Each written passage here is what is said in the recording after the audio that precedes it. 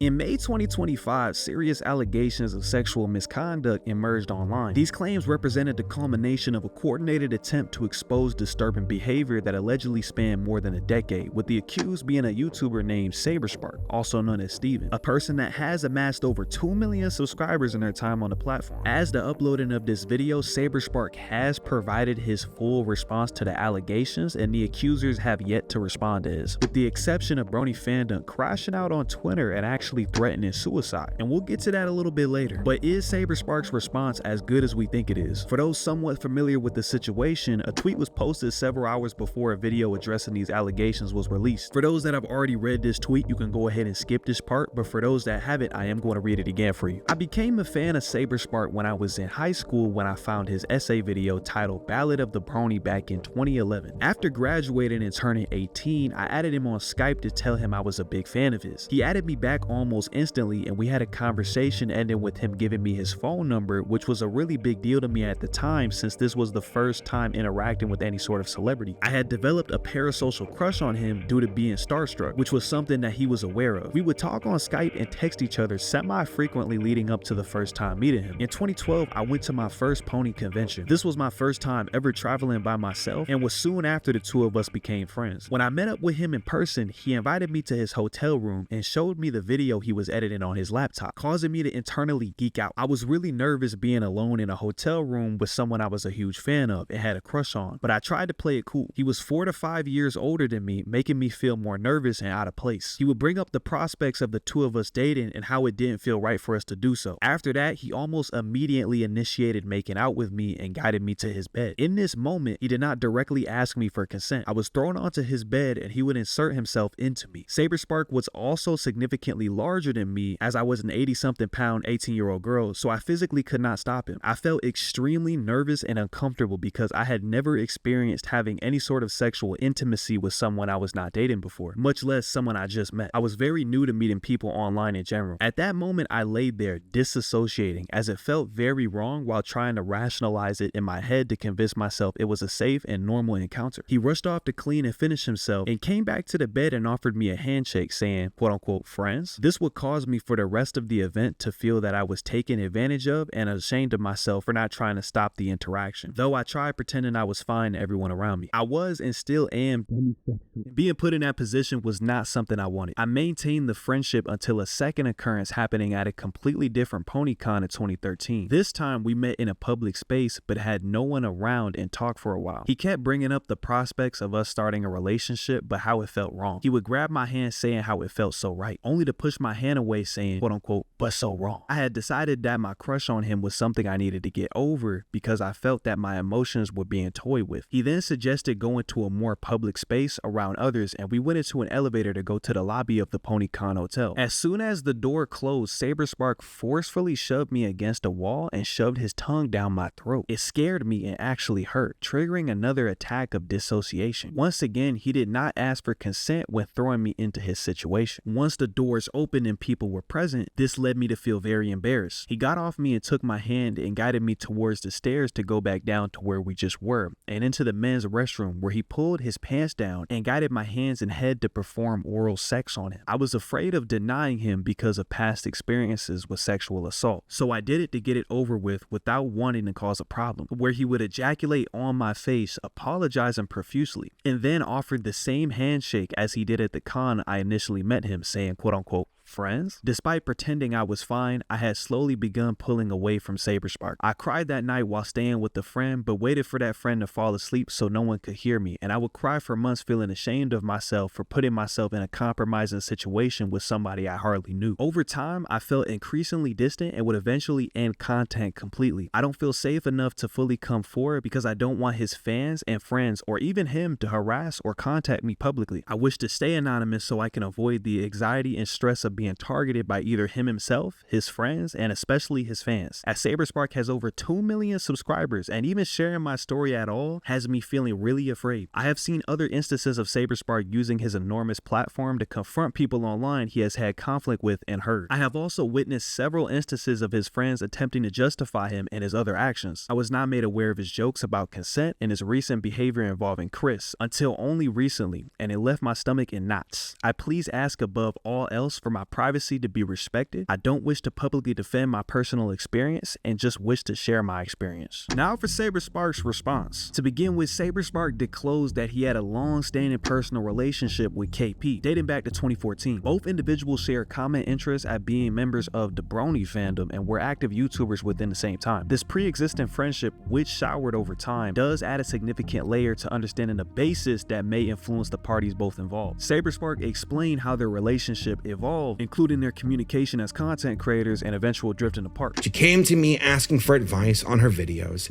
and connections to go to conventions. At the end of 2014, I started a new job and entered a new relationship with someone. For the next 5 months, I was extremely busy. KP would occasionally reach out to me, but I did not have time to hang with her. It was nothing personal, and we naturally drifted apart. This dynamic is crucial because personal ties can distort objectivity when handling serious allegations. As we know, emotional investment in any case often leads to skepticism rather than clarity, something that's very common in online communities. Clearly, the allegations appeared to lack substantial evidence. The overall probability that Saberspark is actually guilty of anything that he's being accused of is just extremely low at this point, especially with the response and the lack of evidence that was even given. Saberspark also addressed a related claim that one of his editors allegedly behaved inappropriately towards KP in 2015. Upon learning this, KP confronted his editor, who asserted that the matter had been resolved privately with KP. Saberspark trusted his assurance and expected KP to reach out if that was not the case. Yeah, Chris, you want to say anything? I guess I'd go first, yeah. Go for it. All right. Well, first, I think it's the obvious thing is one, just want to profusely apologize for that terrible fucking thing I did. Mm-hmm. And that, God, was an absolute horrible person so many years ago, and you didn't deserve that. So. All right. So I don't really have anything else that I feel comfortable saying at this point, but you know, I'll just leave with good luck and may God have mercy on your soul. And you know, this too shall pass. Okay. All those things. So yeah. Okay. Thank you. All right. Well, have a good night. And I think I'm going to limit my communication with you for obvious reasons, but no, that's perfectly reasonable, and I understand. In addition, after listening to this call, it appears KP was asking Chris intrusive questions in order to find more information about me. So, as far as your relationship with Saber, like, is it, like, just so I know, is it something, are you guys, like, friendly, or is he just giving you kind of contract work and that's it? I mean, I guess you could say it's both, but I don't have, like, long conversations with him because he's so busy. The most I ever see him is at conventions, if he happens to be at the same one. Okay, so, you know, you're not in an environment where this would have come up anyway. Never. So he would probably be unaware. Never. He's 100% unaware. Like, again, I can't stress enough is that in the times I ever told the story, it was, as you described it, locker room talk with a very small amount of people in a private call. I never told it publicly, and I never, ever told it to anyone like Saberspark. It is important to note that some individuals have presumed Saberspark's guilt due to his quote-unquote support of figures like Chris and Black Griffin, both of whom KP has actually had issues with. This assumption, especially when fueled by misinformation spread by Twitter user Brony Fandun, is just borderline reckless and irresponsible. Evidence suggests that Saberspark acted responsibly by contacting Chris to understand his perspective before taking any action. This approach demonstrates prudence rather than complicity. Defending or supporting someone does not equate to endorsing any alleged wrongdoing, no matter how distasteful the surface level association may seem. Now, on November 12, 2024, KP expressed her frustration on Twitter that Chris continued working on Saberspark's projects. She announced an upcoming video to address the issue. Subsequently, on January 6, 2025, KP demanded that Saberspark take action concerning an incident that Chris allegedly committed nearly a decade prior. Leaked recordings of this conversation between Chris and KP revealed that the matter involved a long past inappropriate joke made made by Chris, which KP only learned about years later. Notably, the recording was made without Chris's consent, a questionable tactic that undermines the transparency, especially on KP's part. The conversation ended with Chris apologizing profusely and KP accepting the apology. Consistent with Saberspark's account, KP's insistence on punitive measures despite the resolution raises questions about the motivations behind her action. Now, if Chris has acknowledged his mistake and they have reconciled, what further outcome is reasonably expected? I mean, personally, while KP is entitled to her feelings, she does not possess the authority to dictate how others should judge or punish someone's past actions. Society just doesn't function on unilateral emotional judgment, especially not from a random Twitter post. In the lead up to the release of KP's video, she actively promoted it with a schedule, a watch party, and social media posts aimed at generating anticipation. I mean, she was propping this up like it was Kendrick Lamar's Not Like Us. Brony Fandun, another figure in this controversy, also teased the video's release on Twitter. Now, according to KP, an anonymous story was set to be posted by Brony Fandun shortly after her video premiere, creating a coordinated narrative designed to discredit Saberspark. The resultant video, titled "What Ruined Saberspark in DA Games," was over 2 hours long and was framed as an expose on false allegations. Yet the video's tone and content reveal is just completely reckless and just has no regard for potential consequences to individuals involved. The manner in which KP and Brony Fandun handled these serious accusations, platforming unverified claims, and failing to conduct due diligence just calls into question their commitment to justice. I mean, we got these clowns saying that internet justice is better than court justice. I mean, we just bugging at this point. At the end of the day, these actions appeared more motivated by personal grudges than any genuine desire to support any type of victim or to promote any type of accountability. Now, since Saberspark's response, Brony Fandun has actually been crashing out over on Twitter. They will begin by tweeting, "Wait a few hours, maybe less," seemingly in response to the new video Saberspark uploaded. "I'm documenting your responses." I can say that neither me or Sophie were friends of KP. I know it's not the biggest problem, but it's an example of misinformation Saber puts out there. He also subtly defends Griffin again in his video. The bigger rebuttal will come soon. I think a lot of people who have been aggressively demanding no one condemn Saber without more proof are now taking his word without any. He did not address the allegations aside from saying they were fake. All it takes for his response to be made null and void is one thing: give me a few hours. If nothing happens, hate me all you want. I've said all that I can for now. In a few hours, what I can't now. I have never accused anyone on this account who didn't deserve to be. So it appears to be that Brony Fandun on May 12th was edging everybody on this response for whatever reason. I don't know why he can't just put it out there. For someone who has no proof, you really speak like you.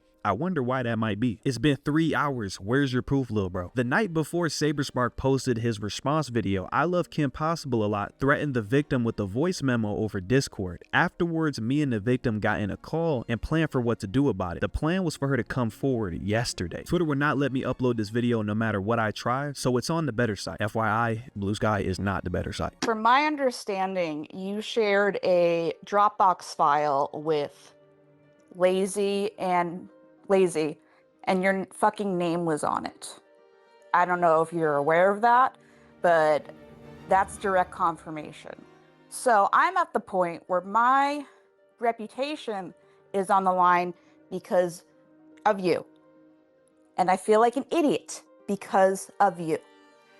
And you can help me clean up this mess and get in a call and tell your side of the story, or this is going to blow up in your face, because people have already figured out it's you based on that mistake. And I'm fucking tired, because the things that have been pointed out to me is that you have your own platform. You know, people, you knew going in that people were going to figure it out. Maybe not this quickly, maybe not by your own mistake, but they did. And you can be an adult and help me clean up this mess, or you can be a coward. I'm not yelling at you. I'm not telling you what to do. But you have put people that are in the video in a very difficult and dangerous position. And I don't think you really understand that. And so I'm at the point where I talked to this guy Beckett, and he says that you have the chance right now to tell your side of the story in a call with me or with Lazy or with him or with someone, or people are going to villainize you. And that's where we're at. and none of like the things that have been pointed out to me doesn't make any sense. The timeline is questionable. The only people that vouched for you were Brony and Amy and Sophie, and Amy won't even fucking talk to me. So I'm not telling you what to do, but I'm being real with you. It's fucked. You're fucked one way or the other. So make a decision soon, or I will publicly confirm it was you. You have 24 hours. I'm sorry. I was promised things would happen a certain way, and they didn't. They still aren't. I'm going to explain as much as I possibly can without exposing the victim. They will be coming forward, I just don't know when anymore. Once the big three are no longer a problem for everyone, I'm stepping away for good. I'm not doing anything for clout. You all suck. Saber said nothing at all, and you wanted my throat. I just wanted consequences. No one who deserves it ever faces consequences. No lies needed. Maybe the internet will actually fucking learn something, and Saber can be the reverse quite. My faith is at an all-time low though. Everyone needs to do better. You are not fucking animals. There are no witches to burn, only disgusting humans to distance from. This is what fucking happens when you speak out against rapists. You win, everyone. I'll shut up. I'll never do it again. Griffin would be fine if I didn't help, and that's because no one else fucking tried enough, and you'll make sure no one else ever does again. I've been trying to avoid this Saber situation as it is highly triggering for me, and unlike the BG situation, I don't have a ton of knowledge on it. I want to be able to contribute productive information rather than just yell. Please give the victim time to respond. I'm logging out again. After these spring of tweets would come up, Brony Fandun would actually go live on X, where they would be seemingly contemplating suicide at a bridge, edging the audience with the video that they were gonna possibly jump off, harm themselves for some type of way. They are streaming on x.com/BRONYFANDONT. Oh, so I'm not sure if you guys can see it. Let me zoom in.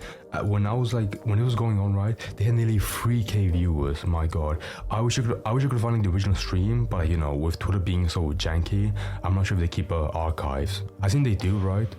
But you know, with the fact that I wasn't following them, I have no way to access the VOD. The stream ended a bit ago, but I have to. I'm kind of obligated to keep figuring out something. Yeah, like once again, if the call like from this guy from Slug led to police getting intervening with Brony, God bless this guy. He's a fucking legend. So apparently, oh my God, bro, they took a picture like right over the bridge. I was like, you know, like call this suicide baiting. It could be, you know, to get sympathy. That might be the case. They just seem like a very young, mentally unstable person. So whatever.